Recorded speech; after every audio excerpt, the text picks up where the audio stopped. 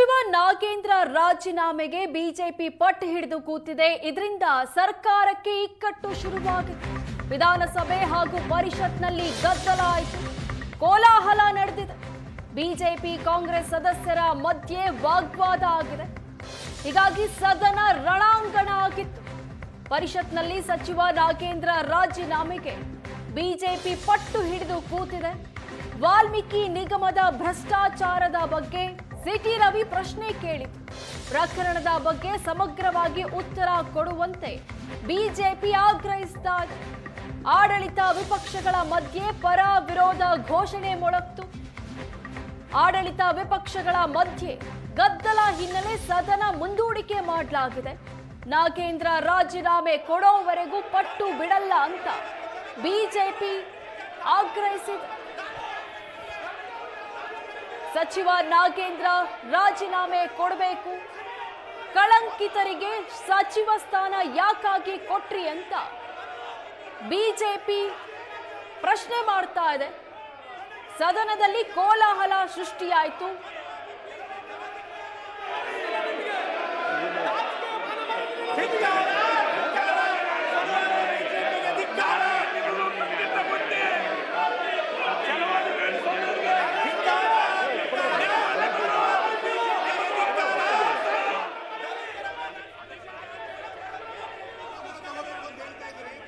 ವಿಧಾನಸಭೆ ಹಾಗೂ ವಿಧಾನ ಪರಿಷತ್ನಲ್ಲಿ ಬಿ ನಾಗೇಂದ್ರ ರಾಜೀನಾಮೆ ನೀಡುವಂತೆ ಬಿಜೆಪಿಗರು ಆಗ್ರಹಿಸಿದ್ರು, ಪ್ರತಿಭಟಿಸಿದ್ರು, ಧಿಕ್ಕಾರ ಕೂಗಿದ್ರು. ಕಳಂಕಿತ ನಾಗೇಂದ್ರಗೆ ಸಚಿವ ಸ್ಥಾನ ಕೊಟ್ಟಿದ್ಯಾಕೆ? ಯಾರಾದ್ರೂ ಒತ್ತಡ ಹಾಕಿದ್ರ? ಅನಿವಾರ್ಯ ಏನಿತ್ತು ನಾಗೇಂದ್ರ ಅವರಿಗೆ ಸಚಿವ ಸ್ಥಾನ ಕೊಡೋಕೆ ಅಂತ ಬಿಜೆಪಿಗರು ಪ್ರಶ್ನಿಸಿದ್ರು.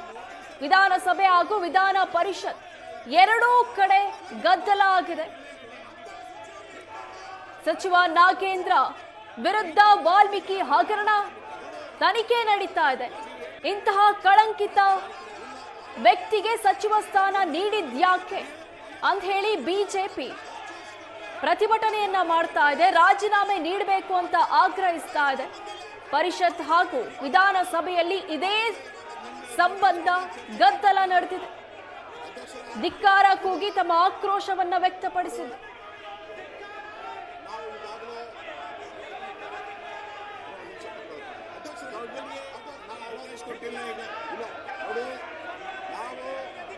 ಈ ಮಂತ್ರಿಯನ್ನ ರಾಜೀನಾಮೆಯನ್ನ ಇದೇ ಸದನದಲ್ಲಿ ಸಿದ್ದರಾಮಯ್ಯನವರು ತಗೊಂಡಿದ್ದಾರೆ. ಇದೇ ಸದನದಲ್ಲಿ ಸಿದ್ದರಾಮಯ್ಯನವರು ಮಂತ್ರಿ ರಾಜೀನಾಮೆ ಹಣ 187 ಕೋಟಿ ಲೂಟಿ ಆಗಿರೋದು ಈ ಸದನದಲ್ಲಿ ಒಪ್ಪಿಗೆ ಆಗಿದೆ.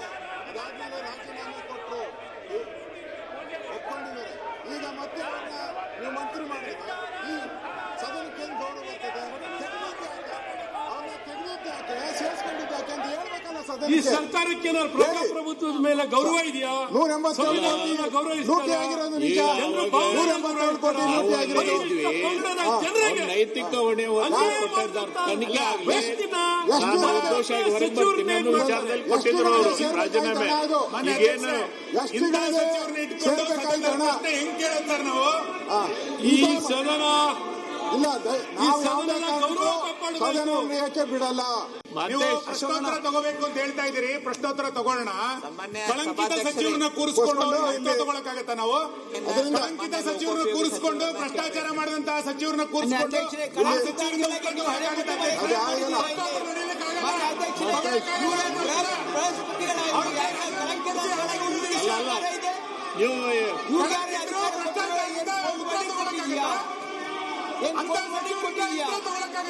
ನೋಟಿಸ್ ಕೊಡ್ತೀರಿ?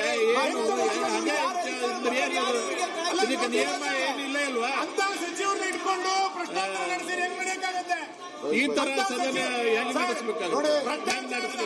ನೀವು ಹೇಳ್ರಿ ವಿರೋಧ ಪಕ್ಷರೇ, ಭ್ರಷ್ಟಾಚಾರ ಸರ್ಕಾರದ ಬನ್ನಿ.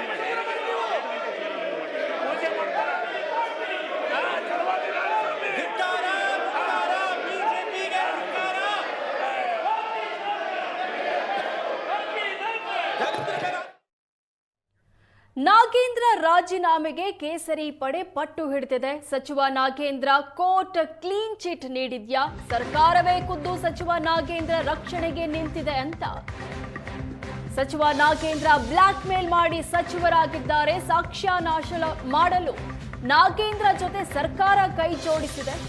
ಸಿಟಿ ರವಿ, ಛಲವಾದಿ ನಾರಾಯಣ ಸ್ವಾಮಿ, ಬೋಜೇಗೌಡ ಇಂಥದೊಂದು ಆಕ್ರೋಶ ವ್ಯಕ್ತಪಡಿಸಿದ್ದಾರೆ.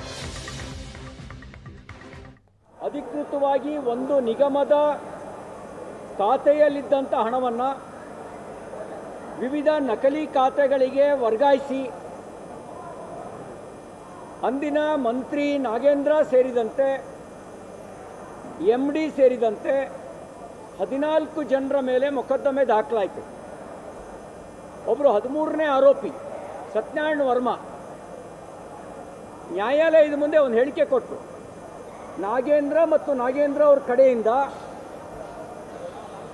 ನನಗೆ ಜೀವ ಬೆದರಿಕೆ ಇದೆ, ಯಾವುದೇ ಕಾರಣಕ್ಕೂ ಮಂತ್ರಿ ಹೆಸರು ಹೊರಬರಬಾರ್ದು ಅಂತ ಅವರು ಒತ್ತಡ ಹಾಕ್ತಾ ಇದ್ದಾರೆ. ಮಂತ್ರಿ ಹೆಸರನ್ನ ಹೇಳಿದರೆ ಕೊಲ್ಲುವ ಬೆದರಿಕೆ ಹಾಕಿದ್ದಾರೆ. ಈ ಮಾತನ್ನ ಒನ್ ಆಫ್ ದ ಅಕ್ಯೂಸ್ಡ್,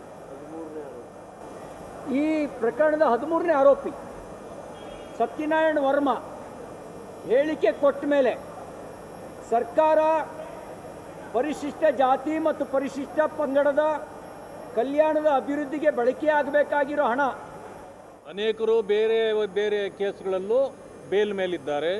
ಆದ್ದರಿಂದ ಮಂತ್ರಿ ಆದರೆ ತಪ್ಪೇನು ಅಂತ ಇದೊಂದು ಒಳ್ಳೆ ಪ್ರಶ್ನೆ. ಇದು ಭ್ರಷ್ಟಾಚಾರ ಮಾಡಿ ಇದೇ ಸರ್ಕಾರದಲ್ಲಿ ಮಂತ್ರಿಯಾಗಿದ್ದವರು ರಾಜೀನಾಮೆ ಕೊಟ್ಟು ಬೇಲ್ ತಗೊಂಡ್ರೆ ಅಲ್ಲಿಗೆ ಮತ್ತೆ ಬಂದು ಲೂಟಿ ಮಾಡಬಹುದು ಅಂತ ಅರ್ಥವಾ? ಯಾವುದಾದ್ರೂ ಕಾನೂನು ಈ ಕ್ರಮ ನಡೀತಾ ಇದೆ. ಈ ಮಧ್ಯದಲ್ಲಿ ಯಾವುದಾದ್ರೂ ಕೋರ್ಟಿಂದ ನಿಮಗೆ ಕ್ಲೀನ್ ಚಿಟ್ ಸಿಕ್ಕಿದೆಯಾ? ಇನ್ನೂ ಕೇಸು ಏನು ಆಗುತ್ತೋ ಗೊತ್ತೇ ಇಲ್ಲ ನಿಮಗೆ. ಇನ್ನೂ ಸಂಪೂರ್ಣವಾಗಿ ಚಾರ್ಜ್ ಶೀಟೇ ಹಾಕಿಲ್ಲ. ಇಂಥ ಸಂದರ್ಭದಲ್ಲಿ ಈ ಪ್ರಶ್ನೆ ಅಪ್ರಸ್ತುತ. ಇದು ಕ್ರಿಮಿನಲ್ ಕೇಸ್ ಇದೆ. ಇದು ಹೇಗಿದೆ ನ್ಯಾಯ ಅಂದ್ರೆ, ಅರೆ ನಾನು ಕಳ್ಳತನ ಮಾಡಿದ್ದು ನಿಜ, ಸಿಕ್ಕಾಕೊಂಡಿದ್ದು ನಿಜ, ಕೇಸ್ ಹಾಕಿದಾಗ ಕೋರ್ಟ್ಗೆ ಹೋದೆ ಅಂದಮೇಲೆ ಕೋರ್ಟ್ ಸ್ಟೇ ಕೊಟ್ಬಿಟ್ಟಿದೆ, ಬೇಲ್ ಮೇಲೆ ಇದ್ದೀನಿ ಅಂದಮೇಲೆ ತಿರುಗಿ ನಾನು ಕಳ್ಳತನಕ್ಕೆ ಹೋಗ್ಬಹುದು ಅನ್ನೋ ಮಾತಿದು. ಇದನ್ನು ನಾವು ಒಪ್ಪಲಿಕ್ಕೆ ಆಗೋದಿಲ್ಲ. ಇದು ಯಾಕೆ ಒಂದನ್ನು ತಿಳ್ಕೊಳ್ಬೇಕು. ಇವರನ್ನ ಮತ್ತೆ ಯಾಕೆ ಮಂತ್ರಿ ಮಾಡಲಾಗಿದೆ ಅಂದ್ರೆ, ಇದರಲ್ಲಿ ಅವರು ಪ್ರಯೋಜನ ಪಡೆದಿರೋದಕ್ಕಿಂತ ಕಾಂಗ್ರೆಸ್ ಪ್ರಯೋಜನ ಪಡೆದಿರೋದೇ ಹೆಚ್ಚು. ಕಾಂಗ್ರೆಸ್ ಪಕ್ಷ ಚುನಾವಣೆಗಳಿಗೆ ಹಣ ಕೊಡಲಾಗಿದೆ ಬೇರೆ ಬೇರೆ ಖಾತೆಗಳಿಂದ. ನೋಡ್ರಿ, ಈ ಕಾಂಗ್ರೆಸ್ ಸರ್ಕಾರ ಖಜಾನೆ ಒಳಗೆ ಕೈ ಹಾಕ್ಬಿಟ್ಟಿದ್ಯಲ್ರಿ. ಇದು ಇವತ್ತು 187 ಕೋಟಿಗೆ ಪೂರ್ಣ ಪ್ರಮಾಣದ ಅಕೌಂಟ್ ಕೊಡದೇ ಇರತಕ್ಕಂಥ ಸಂದರ್ಭದಲ್ಲಿ ಆ ಭ್ರಷ್ಟಾಚಾರದಲ್ಲಿ ಇನ್ವಾಲ್ವ್ ಆಗಿರ್ತಕ್ಕಂಥ ಭ್ರಷ್ಟಾಚಾರವನ್ನೇ ಅವತ್ತು ಆಧಾರವಾಗಿಟ್ಕೊಂಡು ಅವರ ರಾಜೀನಾಮೆ ಪಡೆದಂಥವ್ರನ್ನ ಇವತ್ತು ಮಂತ್ರಿಮಂಡಲದಲ್ಲಿ ನೀವು ಯಾವ ರೀತಿ ಸೇರಿಸಿದ್ದೀರಿ ಅನ್ನೋದು ನಮ್ಮೆಲ್ಲರ ಪ್ರಶ್ನೆ ಆಗಿದೆ ಇವತ್ತು. ಹಾಗಾಗಿ ಅವರು ಇನ್ನೂ ಕೂಡ ಆರೋಪದಲ್ಲಿದ್ದಾರೆ. ಅವರು 89 ಕೋಟಿ ಈಗಾಗಲೇ ಪ್ರೂವ್ ಆಗಿದೆ. 187 ಕೋಟಿಗೆ ಪೂರ್ಣ ಪ್ರಮಾಣದ ನಮಗೆ ಅಕೌಂಟ್ ಕೂಡ ಬರಬೇಕಾಗಿದೆ. ಆ ಹಣ ವಾಪಸ್ ಇದ್ರಲ್ಲಿ ಹೋಗಬೇಕಾಗಿದೆ. ಆಮೇಲೆ ಯಾವುದೇ ಒಂದು ಅಕೌಂಟು ಇವತ್ತು ಫೈನಾನ್ಷಿಯಲ್ ಅಕೌಂಟು ಒಂದು ಹೆಡ್ಡಿಂದ ಇನ್ನೊಂದು ಹೆಡ್ ಹೋಗಬೇಕಾದ್ರೆ ಸರ್ಕಾರದ ಆದೇಶ ಇದೆ.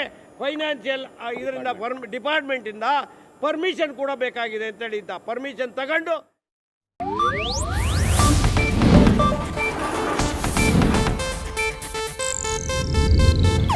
ಇದು ಏಷ್ಯಾನೆಟ್ ನ್ಯೂಸ್ ನೆಟ್ವರ್ಕ್ ಪ್ರಸ್ತುತಿ.